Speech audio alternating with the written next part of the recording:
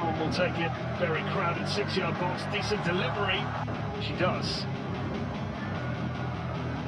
Strack. Joao. And Koala. The drill, the crossing. Over the top is... Tidak ke pemain. Saya text message satu-satu semua pemain. Bahwa yang sudah lewat, kita ke depan, kita punya mimpi besar 15 poin.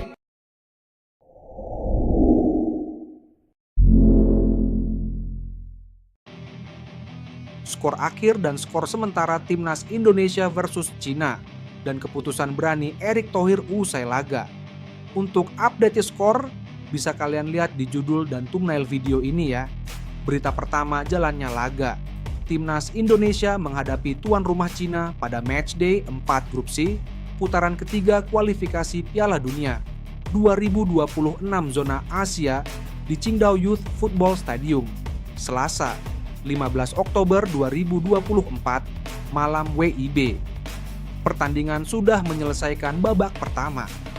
China untuk sementara memimpin 2-0 melalui Behram Abdueli dan Zhang Yuning memanfaatkan kesalahan lini belakang Indonesia. Pertandingan dimulai. Indonesia kembali mengenakan seragam putih dengan Cina mengenakan jersey utama merah.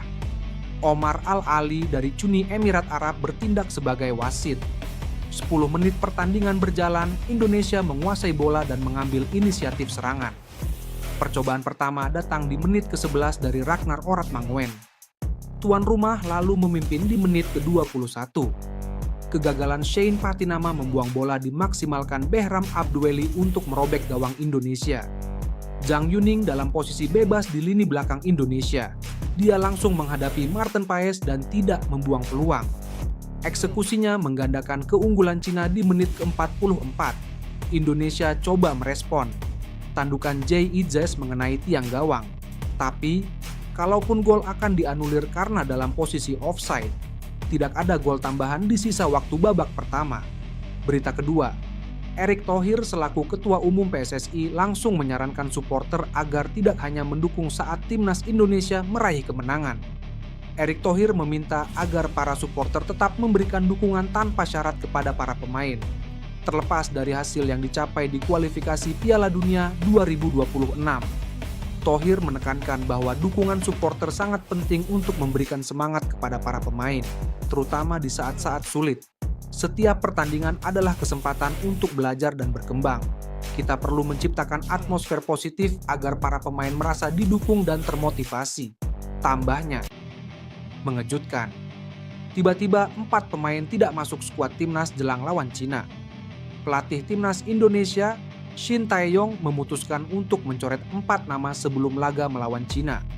Sebagai informasi, duel timnas Indonesia versus Cina dijadwalkan terlaksana pada Selasa, 15 Oktober 2024, mulai pukul 19.00 waktu Indonesia Barat. Ini merupakan matchday keempat grup C putaran ketiga kualifikasi Piala Dunia 2026 zona Asia 2026.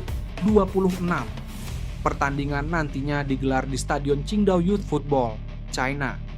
Sebelum pertandingan dimulai, 1 pemain timnas Indonesia dipastikan absen.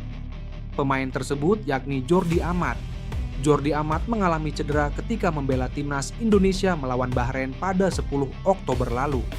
Sang pemain kini diterbangkan ke Malaysia untuk bisa kembali ke klubnya, yakni Johor Darul Takzim.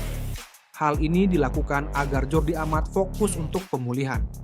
Sementara itu, Shin Tae-yong kembali memutuskan untuk mencoret 3 nama jelang laga melawan Cina. Mereka adalah Eliano Reinders, Muhammad Ferrari, dan Hoki Caraka. Kepastian ini diungkapkan langsung oleh Sumarji selaku manajer timnas Indonesia. Sumarji menjelaskan bahwa Eliano dicoret karena masalah teknis dan taktik.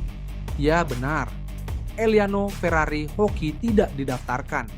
Untuk Eliano alasannya karena teknis dan taktik. Sementara Jordi cedera, kata Sumarji kepada bolasport.com Selasa 15 Oktober 2024.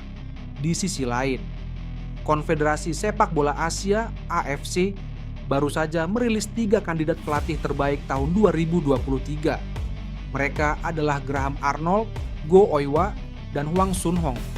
Graham Arnold masuk nominasi karena prestasinya bersama timnas Australia di putaran kedua kualifikasi Piala Dunia 2026 zona Asia. Kala itu Graham Arnold mampu meraih 6 kemenangan tanpa kebobolan. Namun, nasib malang kini menimpa Graham Arnold. Graham Arnold harus melepas jabatannya sebagai pelatih Australia. Hal tersebut tak terlepas dari hasil minor yang diraih timnas Australia pada September lalu. Kala itu, timnas Australia harus menelan kekalahan dari Bahrain 0-1 dan ditahan imbang timnas Indonesia 0-0. Hasil seri dari timnas Indonesia tentu cukup memalukan bagi Australia. Pasalnya, kedua tim terpaut sangat jauh di ranking FIFA. Timnas Indonesia kini menempati peringkat ke-129. Di sisi lain, timnas Australia bertengger di urutan ke-24. Lanjut ke Hwang Sun-hong.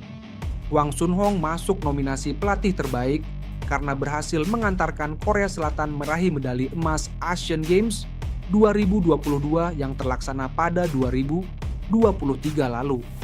Menariknya, Hwang Sun-hong pernah berjumpa Shin Tae-yong di Piala Asia U23 2024. Terkait hasil, Hwang Sun-hong harus menelan pil pahit karena dipulangkan timnas U23 Indonesia pada babak 8 besar. Go Oiwa merupakan sosok yang mengantarkan timnas U23 Jepang meraih juara Piala Asia U23 2024. Timnas U23 Jepang mengangkat piala setelah mengalahkan Uzbekistan di babak final. Tepatnya, Jepang berhasil menumbangkan Uzbekistan dengan skor tipis 1-0. Hal ini sekaligus menunjukkan konsistensi dari Go Oiwa. Go Oiwa juga berhasil mengantarkan timnas U23 Jepang mengamankan posisi 3 di Piala Asia U23 edisi sebelumnya. Sementara itu, pengumuman pelatih terbaik akan diumumkan pada akhir bulan ini. Bikin kaget padahal pemainnya sedang di timnas Indonesia, tapi Persija Jakarta malah alami hal buruk ini. Persija Jakarta saat ini sedang dilema karena mungkin saja tim berjulukan Macan Kemayoran itu melepas Rizky Ridho. Rizky Ridho harus diminta abroad keluar Indonesia. Rizky Ridho merupakan pemain muda yang mempunyai jiwa petarung tinggi di dalam lapangan. Bahkan, calon pemain timnas Indonesia, Kevin Dix, memberikan pujian kepada kapten Persija itu. Kevin Dix menilai Rizky Ridho layak berkarir di Eropa, sebab Rizky Ridho mempunyai kemampuan yang bisa bersaing di benua biru. Rekan kerja Rizky Ridho di Persija, Ilham Rio Fahmi, mendukung penuh mantan pemain Persebaya Surabaya itu berkarir di luar negeri. Menurutnya, Rizky Ridho sudah layak untuk menambah pengalamannya di Eropa. Rizky Ridho harus mengikuti jejak Egy Maulana Fikri dan Witan Sulaiman yang pernah berkarir di Eropa. Bek berusia 23 tahun itu harus juga mengejar Marcelino Ferdinand yang kini membela klub asal Inggris, Oxford United. Saya sangat mendukung dia untuk berkarir di Eropa. Saya sering bilang sama ke dia bahwa Rizky Ridho mempunyai kualitas luar biasa, kata Ilham Rio Fahmi kepada awak media, termasuk bolasport.com. Ilham Rio Fahmi menambahkan bahwa para pemain Persija selalu memberikan masukan kepada Rizky Ridho untuk mencoba bermain di luar negeri. Rizky Ridho rupanya masih memikirkan langkah itu. Mungkin setiap kami kumpul bersama, kami bilang ke dia bahwa dia layak untuk abroad. Dia cuma bilang minta doanya saja, kata Ilham Rio Fahmi. Kontrak Rizky Ridho bersama Persija akan berakhir pada 2026. Rizky Ridho baru didatangkan Persija saat Liga 1 2023/2024 mau bertanding. Rizky Ridho kini didapuk sebagai kapten Persija, menggantikan Andritani Ardiasa. Dia juga menjadi pilihan utama pelatih Persija, Carlos Pena. Sebenarnya kami pastinya akan kehilangan dia.